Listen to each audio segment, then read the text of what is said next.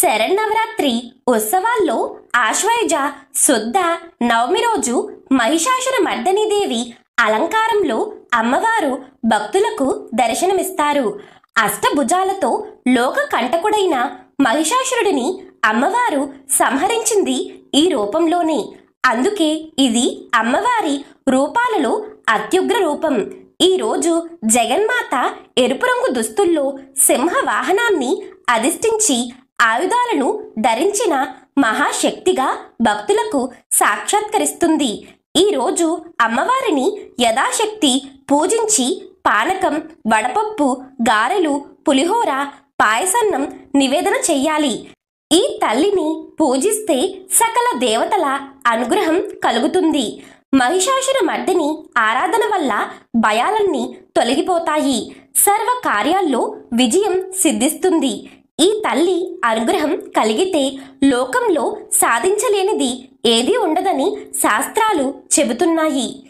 అసాధారణమైన శక్తి కలిగిన మహిషాసురుడిని ఒంటరిగానే ఎదుర్కొంది జగన్మాత. అవతలి వ్యక్తి శక్తిని చూసి భయపడితే విజయం ఎప్పటికీ దూరంగానే ఉంటుందనే సత్యాన్ని మహిషాసుర మర్దని ఆచరణాత్మకంగా చూపిస్తుంది. దానవ వంశానికి మూలపురుషుడైన ధనువుకి రంభుడు, కరంభుడు అనే ఇద్దరు కొడుకులు పుడతారు. వీరిలో రంభుడు పెద్దవాడు, కరంభుడు చిన్నవాడు. వీరి వంశం అనేది దానంలోను, గుణంలోను, ప్రవర్తనలోను సాటిలేనిది. అయితే ఈ రంభుడు, కరంభుడు ఈ ఇద్దరు అన్నదమ్ములకు ఒక లోపం అనేది ఉంటుంది. అదేమిటంటే వీరికి సంతానం కలగదు. దాంతో వీరి తర్వాతి తరం అనేది సాధ్యం కాకుండా ఆగిపోతుంది. దాంతో ఎలా అయినా ఈ లోపం నుండి బయటపడాలి, సంతానం పొందాలి అని ఈ ఇద్దరు అన్నదమ్ముళ్ళు వేరువేరుగా తపస్సు ప్రారంభిస్తారు. తమ్ముడు కరంభుడేమో ఒక మడుగులోకి దిగి ఒంటికాలు మీద నిలబడి ఘోర తపస్సు ప్రారంభిస్తాడు. అన్న రంభుడేమో ఒక చెట్టు కింద కూర్చుని అగ్నిదేవుని ఆశీర్వాదం కోసం తపస్సు చేస్తాడు. ఇలా వారిద్దరూ చాలా ఏళ్ల పాటు తపస్సులో మునిగిపోయి తపస్సు చేస్తూ ఉండగా ఒక రోజున తమ్ముడు కరంభుణ్ణి నీటిలో ఉన్న ఒక ముసలి అతన్ని నీటిలోకి లాగేసి సంహరించేస్తుంది. ఆ ముసలి మరెవరో కాదు, ఇంద్రుడే. అతను తన రూపాన్ని ముసలి రూపంలోకి మార్చుకుని వచ్చి ఇలా కరంభుణ్ణి సంహరించేస్తాడు. అయితే ఇది చూసిన అన్న రంభుడికి విపరీతమైన కోపం వచ్చేస్తుంది. ఇంద్రుణ్ణి చంపేయాలనుకుంటాడు. కానీ తపస్సు నుండి బయటకు రాకూడదని అలాగే తపస్సు చేస్తూ ఉంటాడు. ఇక చివరికి రంభుడు ప్రాణత్యాగం చేసేసుకోవాలని నిర్ణయించుకుంటాడు. దాంతో అతను తన ఎడమ చేతిలో తన జుట్టును పట్టుకుని కుడి చేతిలోని కత్తితో తన తలను నరుక్కుని అగ్నిదేవుడికి తనను తాను బలిచ్చుకోబోతుండగా ఇంతలో చివరికి అగ్నిదేవుడు ప్రత్యక్షమై ఆపుతాడు. అప్పుడు అగ్నిదేవుడు, రంభాసురా, ఏమిటి నిరాలోచన కార్యం? నీవు ప్రాణత్యాగం చేసినంత మాత్రాన మరణించిన నీ తమ్ముడు తిరిగి బ్రతికి వస్తాడనుకుంటున్నావా? ఈ ప్రయత్నం మానుకో అని ఆదేశిస్తాడు. అందుకు రంభుడు, కుతవాహన, అసూలు బాసిన నా తమ్ముడు అమరుడు కాదని నాకు తెలుసు. సంతానం కోసమే కాని ఇంద్ర పదవికి ఆశించి మేము తపస్సు చేయలేదు. ఈ సత్యం తెలిసి కూడా ఇంద్రుడు నిష్కారణంగా నా తమ్ముణ్ణి చంపి మా దానవ జాతి వంశానికి తీరని మహా అపరాధం చేశాడు. అందుకు ప్రతీకారంగా సర్వప్రాణి గణాలకు అజేయుడు, కామరూపుడు, మహాపరాక్రమవంతుడు, సకల లోక విదంతుడు, త్రిలోక విజేత అయిన పుత్రుణ్ణి నాకు వరంగా అనుగ్రహించు అని రంభుడు అగ్నిదేవుణ్ణి వరం కోరతాడు. అందుకు అగ్నిదేవుడు రంభుడికి కొడుకు పుట్టే వరం ఇస్తాడు. అయితే ఆ కొడుకు ఎలా పుడతాడు అంటే, రంభాసురా, నీ మనస్సు ఏ కామని మీద కామ వశీభూతమవుతుందో ఆమె గర్భాన్ని నీవు కోరుకున్న కుమారుడు జన్మిస్తాడు అని ఇలా అగ్నిదేవుడు వరమిచ్చి అదృశ్యమవుతాడు. ఇక ఈ వరంతో రంభాసురుడు తిరిగి ఇంటికి వస్తుండగా దారిలో ఒక మహిషిని అనగా గేదెను చూస్తాడు. ఆ గేదెను చూడగానే రంభుని మనసు చెలించి దానితో సంగమిస్తాడు. దాంతో ఆ గేదె గర్భవతి అవుతుంది.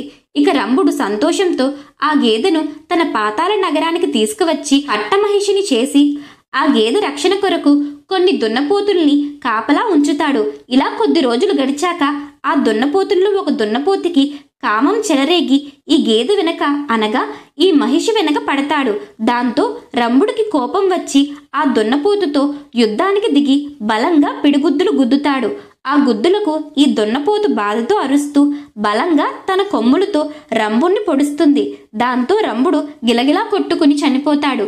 కళ్ళ ముందే భర్త మరణం చూసి ఈ గేదె మహిషి భయంతో నిండు గర్భంతోనే యక్షుల వద్దకు కాపాడమని పారిపోతుంది. ఇక ఎట్టకేలకు యక్షులు చివరికి ఈ దున్నపోతును చంపేస్తారు. ఆ తరువాత మహిషిని అనగా ఈ గేదెను ఓదార్చి తన భర్త రంభాసురుడి మృతదేహాన్ని చితిపైకి చేర్చి కొరివి పెడతారు. ఇక ఇదే సమయంలో ఈ గేదె మహిషికి తన భర్త శరీరం ఆ మంటల్లో కాలిపోతుంటే చూడలేక తను కూడా ఆ చితిలోకి దూకి సతీ సహగమనం చేసేసుకుంటుంది. దాంతో యక్షులు ఆశ్చర్యంతో అలా చూస్తుండగా ఆ చితి మంటల నుండి ఒక మగబిడ్డ పుట్టి బయటకు వస్తాడు. అతనే మహిషాసురుడు. అతనే చనిపోయిన ఇద్దరి సంతానంగా పుట్టిన మగబిడ్డ. ఇలా రంభాసురుడి తపస్సుకు గాను తన వంశం కొనసాగించేందుకు గాను వారసుడిగా ఈ మహిషాసురుడు పుడతాడు. ఇలా పుట్టిన ఈ మహిషాసురుడు పెరిగి పెద్దయ్యాక ఎలాగైనా దేవతలపై పట్టు సాధించడం కోసం ఏమి చెయ్యాలా అని ఆలోచించసాగాడు. అప్పుడే తన మిత్రుల ద్వారా అంతరంగికుల ద్వారా తెలుసుకున్నది ఏమిటంటే తనకు అమరత్వం అనగా మరణం లేని వరం అనేది లభిస్తే తను ఈ లోకాన్ని సులువుగా జయించవచ్చు అని. ఇక ఈ సంగతి తెలిసిన వెంటనే తను మరణం లేని జీవితం కోసం మేరు పర్వతం పైకి చేరి బ్రహ్మదేవుని కోసం ఘోర తపస్సు ప్రారంభించాడు. అలా అనేక వేల సంవత్సరాలు గడిచిపోయాయి. ఇక మహిషాసురుని అంచలంచల తపస్సుకు మెచ్చిన బ్రహ్మదేవుడు ప్రత్యక్షమై, మహిషాసురా, ఇంక తపస్సు చాలించు, ఏ వరం కావాలో కోరుకో అన్నాడు. అందుకు మహిషాసురుడు, పితామహ, నేను అమరుణ్ణి కావాలి, నాకు మరణం లేని జీవితాన్ని ప్రసాదించు అని కోరాడు. దానికి బ్రహ్మదేవుడు, మహిషాసురా, పుట్టిన ప్రాణి గిట్టక తప్పదు, గిట్టిన ప్రాణి మరలా పుట్టక తప్పదు. జనన మరణాలు సకల ప్రాణకోటికి సహజ ధర్మాలు. మహాసముద్రాలకు మహాపర్వతాలకు కూడా ఏదో ఒక సమయంలో వినాశనం తప్పదు. ప్రకృతి విరుద్ధమైన నీ కోరిక తీర్చుట అసంభవం. అందువలన నీ అమరత్వం కాకుండా మరే వరమైనా కోరుకో అని అన్నాడు. అప్పుడు మహిషాసురుడు, విధాత, అల్పమైన కోరికలకు ఈ మహిషాసురుడు ఆశపడడు.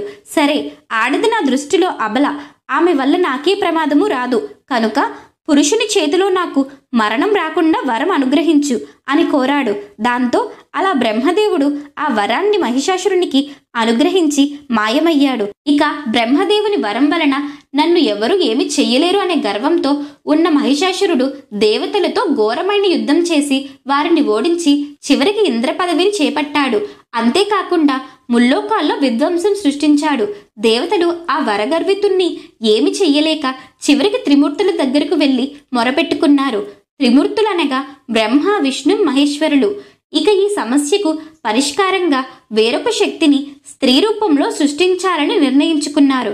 ఎందుకంటే మహిషాసురుడికి వరం ఉంది, అతనిని ఏ పురుషుడు చంపలేడు, కనుక స్త్రీ వలనే అతనికి మరణం రాగలదు తప్ప ఇంకొక అవకాశం లేదు. అందుకని శివుని తేజస్సుతో ముఖమును, విష్ణువు తేజముతో భుజములు, చేతులను, బ్రహ్మ తేజముతో పాదములను, ఇలా ఈ ముగ్గురు దేవుళ్ల తేజస్సుతో ఒక స్త్రీ రూపంలో మంగళమూర్తిని వారు సృష్టించారు.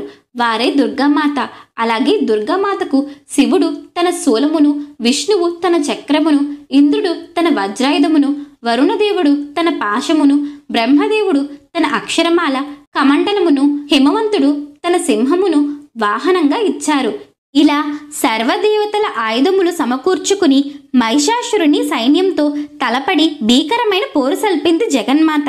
అప్పుడు మహిషాసురుడు ధనుష్టంకారం చేసి జగజ్జననిపై శతాధిక సంఖ్యలో శరాలను కురిపించి వికటట్టహాసం చేశాడు. మహాదేవి చిరుమందహాసం చేసి నిశిత శర ప్రయోగంతో మహిషాసురుని శరవర్షాన్ని చిందరవందర చేసింది. క్షణకాలంలో యుద్ధం తీవ్ర రూపం దాల్చి సకల ప్రాణకోటిని భయభ్రాంతులకు గురిచేసింది. దేవదానవులు పరస్పరం విజయకాంక్షతో యుద్ధం చేస్తున్నారు. బేరీ బాంకారాలతో, గజగీంకారాలతో రణరంగమంతా కోలాహలంగా మారింది. మహిషాసురుని తరపున పోరు సల్పుతున్న ఉదద్రుడు, మహాహనుడు, అసిలోముడు, బాష్కలుడు, బిడాలుడిని సంహరించింది పరాశక్తి. అది చూసి దుర్ధరుడని రాక్షస వీరుడు రథం మీద మహావేగంగా మహాదేవి ముందుకు వస్తూ సహస్రాధిక సంఖ్యలో బాణాలు వదిలాడు. జగజ్జనని రక్తలోచని అయి ఒకే ఒక్క అర్ధచంద్రాకార బాణంతో వాడి శిరస్సును ఖండించింది. వెంటనే త్రినేత్రుడని రాక్షసుడు పెద్ద గదను గిరగిరా తిప్పుతూ విజృంభించాడు. అమ్మవారు తన శూలంతో వాడి గుండెల్లో బలంగా పొడిచింది. మరుక్షణంలో వాడి ప్రాణాలు అనంతవాయుల్లో కలిశాయి. అది చూసి అంధకాసురుడని దండనాయకుడు వీరంగమాడుతూ ముందుకు ఉరికి తన గదతో సింహం తలపై బలంగా కొట్టాడు. సింహం భీకరంగా గర్జించి జూలు విదిల్చి పంజా విసిరి నోరు తెరిచి ఒక్క ముద్దగా వాణ్ణి తినేసి బ్రేవుమని తేల్చింది. తన కళ్ళ ముందే ముగ్గురు మహావీరులు అంబ ఆవేశానికి బలైపోవడంతో మహిషాసురుడికి మతి చలించింది. పిచ్చి కోపంతో శరవర్షం కురిపించాడు. జగజ్జనని ఆ బాణాలను మార్గమధ్యంలోనే ఖండించి ఒక గదను వాడిపైకి విసిరింది. ఆ గదాఘాతానికి మహిషాసురుడు క్షణకాలం మూర్ఛబోయి అంతలోని తేరుకుని తన గదతో సింహం తలపై కొట్టాడు. సింహం తన పంజా విసిరి మహిషాసురుడి శరీరాన్ని రక్తసిక్తం చేసింది. వెంటనే మహిషాసురుడు సింహరూపం ధరించి మహాదేవి సింహం మీదకి ఉరికాడు. జగదంబ తన శర పరంపరతో సింహరూపుడైన మహిషాసురుడిని చిరాకుపరిచింది. అప్పుడు మహిషాసురుడు సింహరూపం వదిలి గజరూపం ధరించి రణరంగమంతా తిరుగుతూ చిందులు తొక్కాడు. తన తొండంతో ఓ పర్వతాన్ని పెకలించి అమ్మవారిపైకి విసిరాడు. కాని అమ్మశక్తి ముందు వాడి ప్రయత్నం విఫలమైంది. వెంటనే జగజ్జనని వాహనమైన సింహం ఆ ఏనుగు తలపైకి ఉరికి తన పంజాతో చీల్చివేస్తుంటే మహిషాసురుడు భరించలేక గజరూపాన్ని వదిలి శరభరూపం ధరించాడు. 8 కాళ్లతో మహాపర్వతంలా శరభరూపంలో వస్తున్న మహిషాసురుడిని చూసి చరాచర జగత్తు నివ్వెరపోయింది. మహిషాసురుడు మహాదేవి చేతికి అందేంత దగ్గరగా వచ్చాడు. పరాశక్తి ఓ నిశిత ఖడ్గంతో వాడి తలపై బలంగా మోదింది. మహిషాసురుడు చెక్కు చెదరలేదు. వెంటనే పరాశక్తి 8 అర్ధచంద్రాకార బాణాలతో ఆ శరభం యొక్క 8 కాళ్లను ఖండించడంతో ఆ శరభం చతికిలబడిపోయింది. మహాదేవి తన వివిధ ఆయుధాలతో మహిషుని శరీరాన్ని రక్తపు ముద్దగా చేసింది.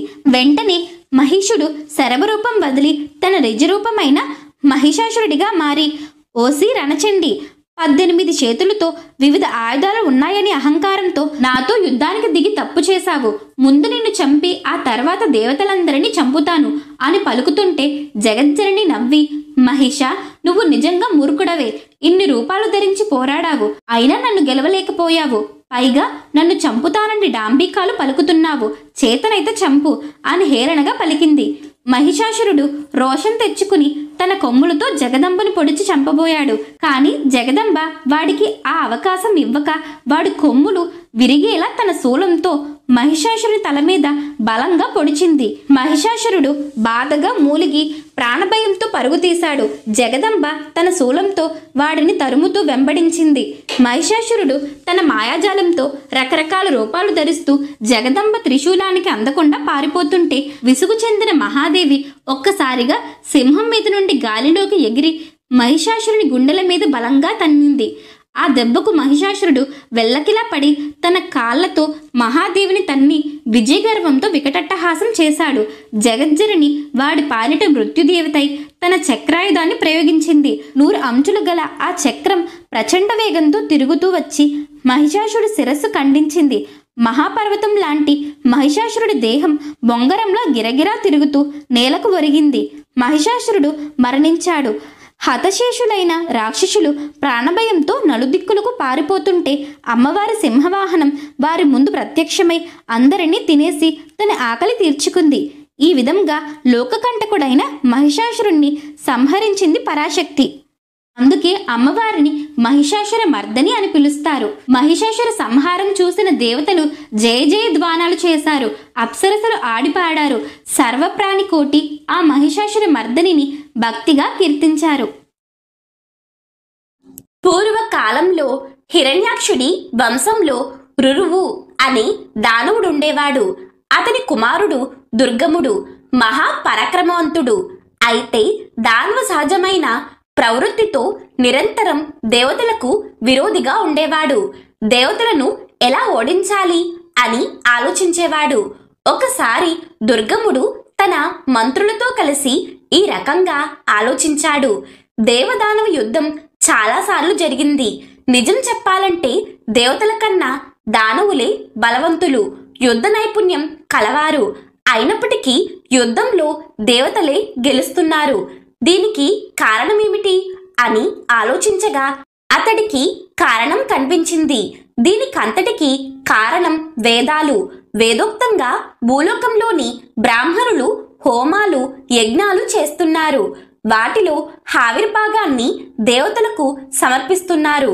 అందువల్ల దేవతలకు బలం పెరిగిపోతుంది. ఒకవేళ ఆవిర్భాగము గనుక దేవతలకు అందకపోతే వారి బలం పెరగదు. అప్పుడు దేవతలను సులభంగా జయించవచ్చు. యజ్ఞయాగాదులను జరపాలంటే వేదాలు కావాలి. ఆ వేదాలని లేకుండా చేస్తే దేవతలకు బలం రాదు కదా అని ఈ విధంగా ఆలోచించి వేదాలను తన ఆధీనం చేసుకోవాలి అని అనుకున్నాడు. అనుకున్నదే తడవుగా హిమాలయాలకు వెళ్లి బ్రహ్మదేవుని గురించి 1000 సంవత్సరాలు ఘోరమైన తపస్సు చేశాడు. అతడి భక్తికి, పట్టుదలకు, దీక్షకు మెచ్చి బ్రహ్మదేవుడు ప్రత్యక్షమై, నాయనా దుర్గమాసురా, ఏం వరం కావాలో కోరుకో అని అన్నాడు. అవకాశం దొరికిందే తడవుగా దుర్గముడు బ్రహ్మదేవునితో, ఓ ప్రభు, నీ వద్ద ఉన్న వేదాలను నా వశం కావించు. ఈ ముల్లోకాలలోనూ ఉన్న బ్రాహ్మణులకు తెలిసిన సర్వ మంత్రాలను నా వశం కావించు. అలాగే దేవతలను జయించే బలం నాకు ప్రసాదించు అనగా బ్రహ్మదేవుడు తదాస్తు అని పలికి అంతర్ధానమయ్యాడు. ఆ క్షణం నుంచి వేదాలు విప్రులకు దూరమయ్యాయి. ఎవరికి ఏ మంత్రము స్ఫురించటం లేదు. సంధ్యావందనాలు, నిత్య హోమాలు, యజ్ఞ జపాదులు అన్నీ ఆగిపోయాయి. ఏమిటిది, ఎందుకిలా జరిగింది అని వేద పండితులు పరస్పరం ప్రశ్నించుకోవటమే మిగిలింది. హాహాకారాలు తప్ప స్వాహాకారాలు వినిపించటం లేదు. యజ్ఞయాగాదులు ఆగిపోయాయి. దానివల్ల వర్షాలు కురవక, పంటలు పండక బ్రహ్మాండమైన కరువు తాండవించింది. ఆవిర్భాగాలు లేక దేవతలు తేజో విహీనులయ్యారు. ఇదే అదునుగా తీసుకుని దుర్గమాసురుడు రాక్షసులతో కలిసి స్వర్గం మీద దాడి చేశాడు. దేవతలు యుద్ధం చేసే శక్తి లేక అరణ్యాలకు పారిపోయారు. యజ్ఞయాగాది క్రతువులు ఆగిపోవటం వలన అనావృష్టి విలయతాండవం చేసింది. వర్షాలు లేవు. చెరువులు, నూతులు, నదులు ఎండిపోయాయి. పాడి పంటలు లేక, ఆహారాలు లేక ప్రజలు ఆకలితో అల్లాడిపోయారు.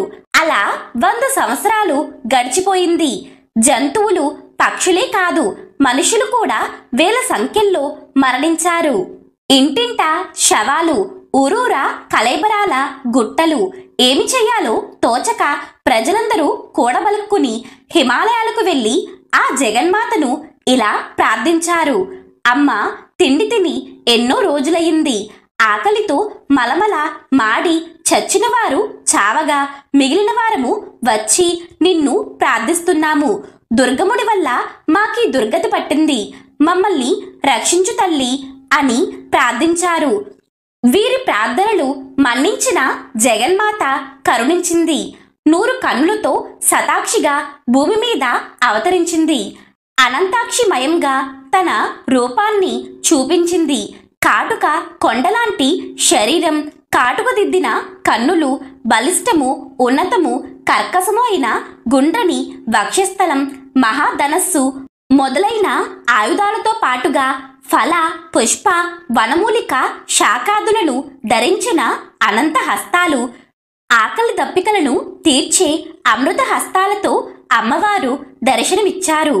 ఆ రూపం సర్వ సౌందర్య సారంగా ఉంది. లావణ్యం తొణికిసలాడుతుంది. కోటి సూర్య సమప్రకాశంగా కరుణారస సముద్రం ఆవిర్భవించినట్లుగా అమ్మవారు ఆవిర్భవించారు. బీటలు బారిన భూమిని, కరువు కాటకాలతో దుఃఖిస్తున్న ప్రజలను, లోకంలో ఉన్న దుస్థితిని చూసి అమ్మవారి కన్నులలోంచి నీరు ఏరులై పారిందట.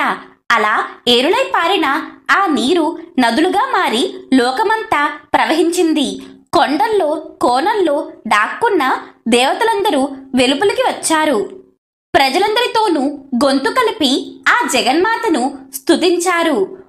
ఓ జగజ్జనని, నీ మాయతో జగత్రయాన్ని సృష్టించావు. భక్తుల పాలిటి కల్పవృక్షానివి. భక్తుల కోసమే ఏదో ఒక రూపం ధరిస్తూ ఉంటావు. నీది నిత్యతృప్తి. నువ్వు నిరుపమానవు, భువనేశ్వరివి. మా కష్టాలను శాంతింప చేయటానికి 1000 కన్నులతో ఆవిర్భవించావు. కాబట్టి నిన్ను ఈ రోజు నుంచి శతాక్షి అని స్తుతించుకుంటాం. తిండి లేక నీరసపడ్డం. అమ్మా, నిజానికి నిన్ను స్తుతించే ఓపిక కూడా లేదు. దయచూడు తల్లి, ఆ దుర్గమాసురుడి దగ్గర నుంచి వేదాలను తీసుకువచ్చి మమ్మల్ని రక్షించు అని ప్రార్థించారు. వారి ప్రార్థనకు జగన్మాత మనస్సు ఆనంద పరవశమయ్యింది.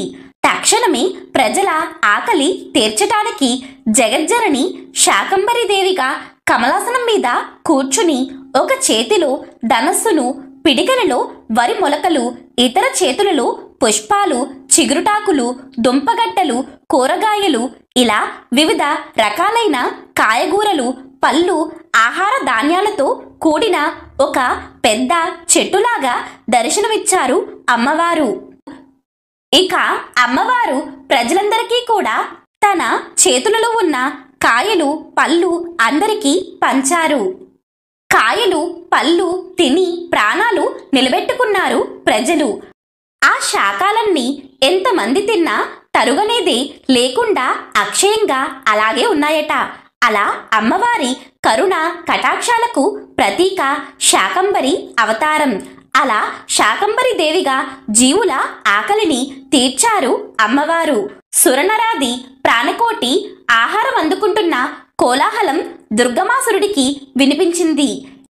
ఏమిటో తెలుసుకుని రమ్మని దూతను పంపించాడు. వారు తిరిగి వచ్చి చూసినదంతా వివరంగా చెప్పారు. దుర్గమాసురుడు ఎంతో క్రోధంతో తన సైన్యంతో కలిసి బయలుదేరి వచ్చి ప్రజలపై బాణవర్షం గుప్పించాడు. అది చూసిన దేవతలు సైన్యంతో వచ్చి ఆ రాక్షస సైన్యాన్ని ఎదిరించి పోరాడారు. కాని రాక్షసుల దాటికి ఆగలేక దేవతలు ఆ జగన్మాతను శరణు వేడారు. వారి ఆర్తనాదాలు విన్న జగన్మాత తేజోమయమైన రక్షణ చక్రం దేవ మానవుల చుట్టూ కల్పించి అమ్మవారు తను వెలుపల నిలబడ్డారు. రాక్షసులు వేసే బాణాలు, విడిచే ఆయుధాలు వీరిదాకా వచ్చి గోడకు తగిలినట్లు రాలి పడిపోతున్నాయి. అప్పుడింకా జగన్మాత స్వయంగా యుద్ధానికి దిగింది. దుర్గమాసురుడికి అమ్మవారికి ద్వంద్వయుద్ధం తీవ్ర స్థాయిలో నడిచింది. సూర్యమండలమంతా శరవర్షంలో కప్పబడిపోయింది. ఆయుధాలు ఢీకొని మెరుపులు లేస్తున్నాయి. నిప్పురవ్వలు రాలుతున్నాయి. అంతలోకి జగదంబిక శరీరం నుంచి ఒకేసారి అనేక శక్తి స్వరూపాలు ఆవిర్భవించారు.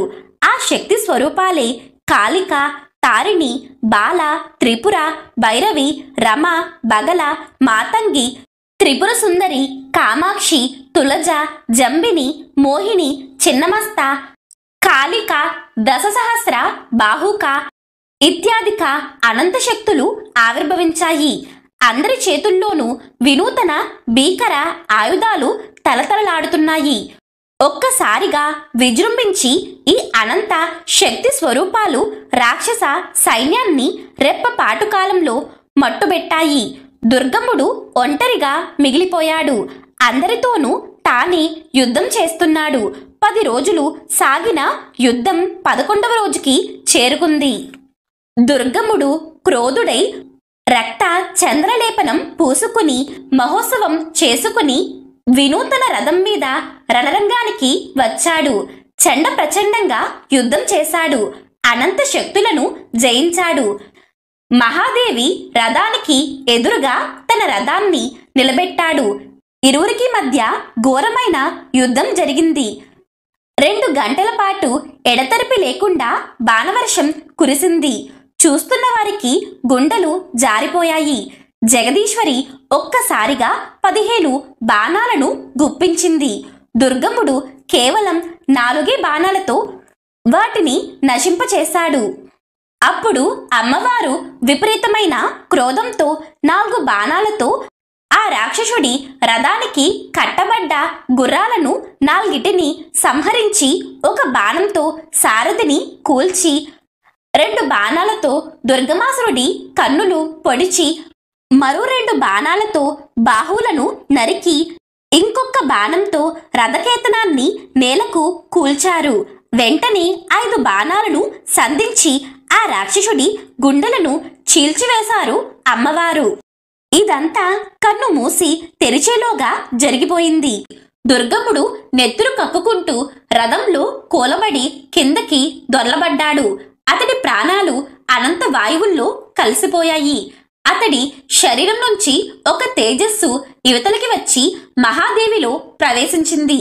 దుర్గముడి మరణంతో ముల్లోకాలు శాంతిని పొందాయి. దేవతలు ఆనంద తాండవం చేశారు. ఇక త్రిమూర్తులు అమ్మవారిని ఇలా ప్రార్థించారు.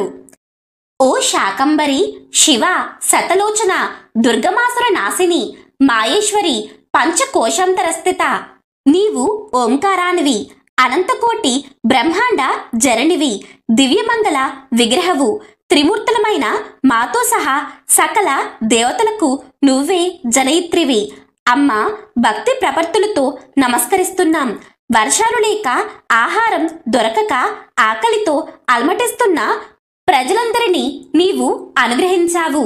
నువ్వు దయామయివి, దయా సముద్రవు, శతాక్షివి, శాకంబరివి, పరమేశ్వరి తల్లి, నీకు నమస్కారం అని స్తుతించి జగన్మాతను పుష్పరాశులతో పూజించారు. వారి భక్తికి సంతుష్టురాలైన అమ్మవారు ఉగ్రరూపాన్ని వీడి శాంతరూపాన్ని పొందారు.